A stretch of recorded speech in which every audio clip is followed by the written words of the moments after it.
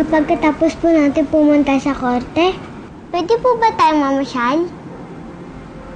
Anak, hindi pa naman tayo sigurado na... Nanay, wag na po kayo magkalala.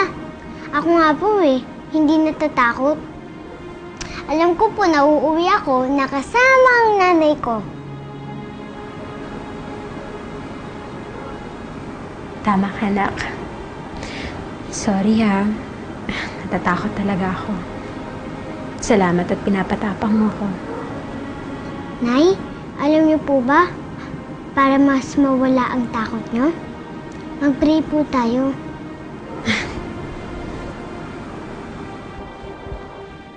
Bakit ka, anak?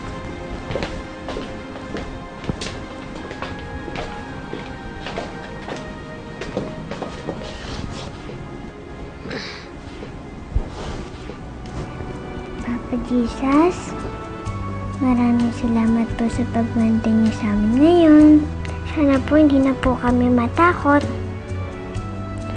Maraming salamat po sa inyo dahil pinantay niyo kami buong araw at hindi niyo po kami pinabayaan.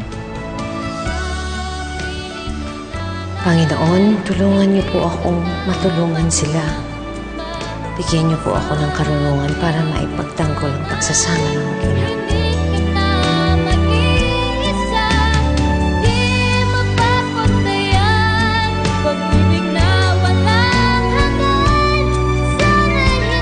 Attorney Sandel, kilala po kayo bilang Defender of the Oppressed. Pero ngayon, pinagtatanggol niyo as surrogate mother. Kahit alam niyo po na ngayon pa lang po ito magkakaroon sa bansa, hindi po kaya nasa maling panig po kayo? Matagal na po akong abogado, no po? At alam niyo po lahat na ang mga kaso na tinatanggap ko ay yung umaayon sa paniniwala ko. Sa kaso po ito, si Miss Salvacion, although surrogate siya, naniniwala ako na dapat nasa kanya ang bata.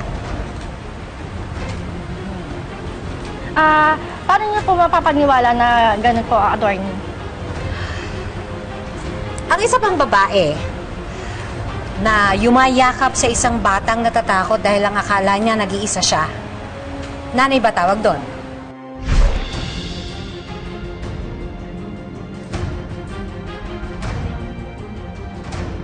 Ang isang babae na hindi sumusuko kahit puno na ng hirap at takot at pag-aalala para sa isang bata.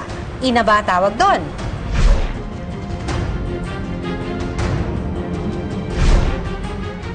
Ang isang babae na ibibigay lahat sa bata kahit hirap na hirap siya. Ina ba yun? Si Maya po, kasi po may dala po ako sa kanya. Natanggap na po pala ako sa trabaho. Hindi po patayan ang pagbubuntis at panganganak ng pagiging isang ina. Marami pong sukatan ang pagiging ina. So thank you and excuse me because I will win this case. Attorney, sandali lang po. Ano po masasabi mo sa kustodiya ng bata? Attorney, saglit lang po.